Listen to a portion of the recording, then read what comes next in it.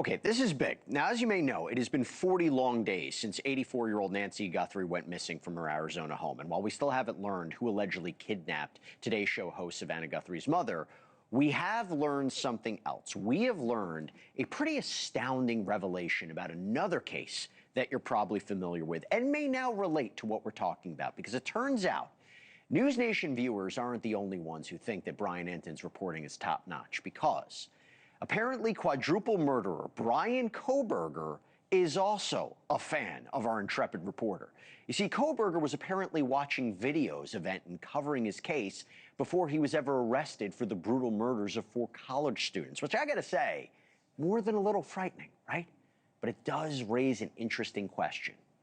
Could Nancy Guthrie's alleged kidnapper also be watching Entin's coverage of this crime? He's been on the leading edge of every new development, so it would make sense that whoever took Nancy has been following him in hopes of maybe staying ahead of investigators, right? Joining me now for more on this revelation, this strange revelation, is NewsNation senior national correspondent Brian Entin. Brian, my gosh, how did you learn that Kohberger was following you?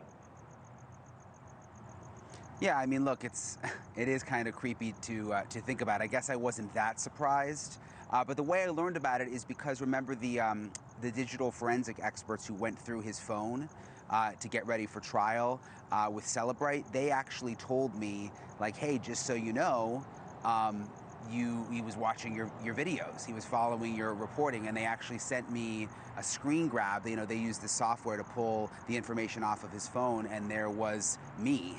A picture of me doing one of my videos. This is it. We're showing it right here. Yeah, that was one of the ones that they sent me, and I haven't really talked much about it. I found this out months ago, just because, I don't know, I guess I maybe tried to put it out of my head. It just kind of creeped me out. But again, I mean, I guess I'm not that surprised, considering, much like with Nancy Guthrie, I was there for months. I was outside the house every day. I was covering every little update, and I've been doing the same thing here. So I guess, you just kind of have to assume whoever did it is probably, trying to take in all the coverage. So now that thinking about it, processing it, how does it make you feel knowing he's watching your coverage? Yeah, I mean, like, again, I think I just try to block it out. I mean, I just try to focus on the job and obviously just getting the facts every day and reporting. And I think if I thought about it too much, it would probably just, like, freak me out too much. So I think maybe that's why I haven't talked about the Kohberger thing until now, just because I didn't want to think about it much. And the same kind of thing with whoever did this to Nancy Guthrie.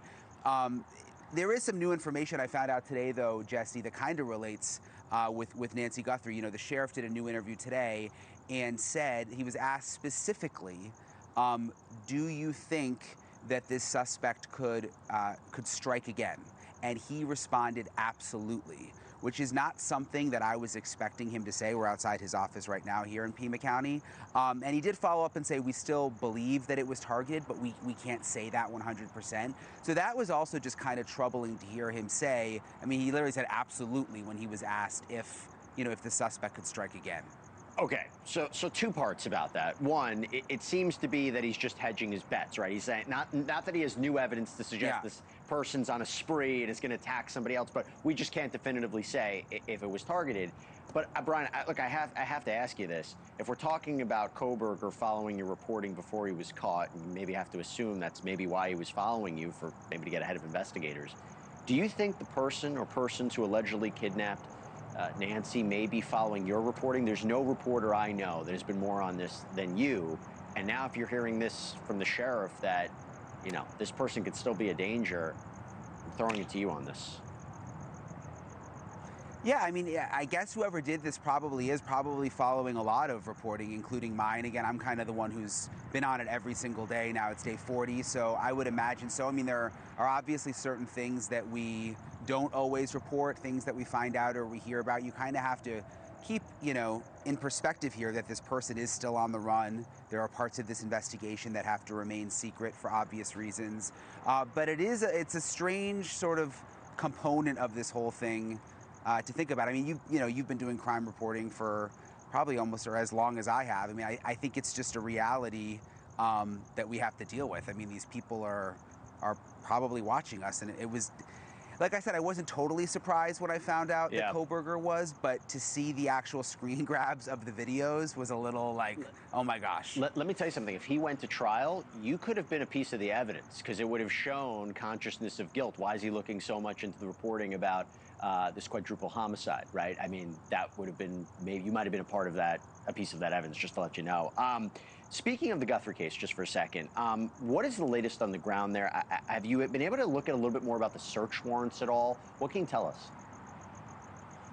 Yeah, we've been trying to get the search warrants because let's not forget about those two big events. I mean, right on your show, we were there that one night, the two big raids. I mean, there was the one in Rio Rico near Mexico, and then there was the one 2 miles from Nancy Guthrie's house, and there were search warrants. Unfortunately, we still haven't been able to get our hands on them. They are sealed from what we can tell.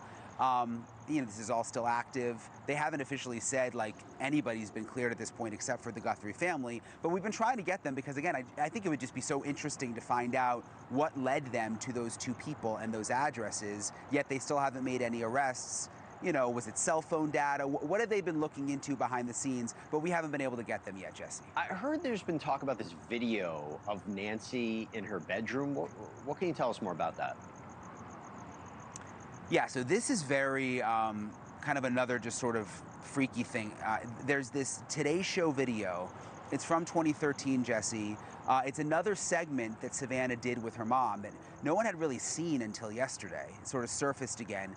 But this segment was actually inside Nancy Guthrie's bedroom. So they had a live shot set up in her bedroom. Savannah was back in the studio talking to her mom in her bedroom, and she was showing Savannah and her viewers basically how to make a bed. This is how I taught Savannah how to make a bed. I make it so perfectly. And her mom came across just really sweet. I mean, it broke your heart to see the video and think about where we're at now. But it was also just strange because it was inside her bedroom. I mean, you could see the window, you could see the bed, you could see what it was like inside her bedroom. And again, knowing what we know now, that she was taken from her bedroom, you know, it's really sad to think about. And it could have given the person or persons who allegedly took her an idea, mapping out of what the house looked like, what that room looked like. And that's just very, very unfortunate to think about because it's impossible to know that you were filming what is a nice segment that potentially could have been used by someone to harm her.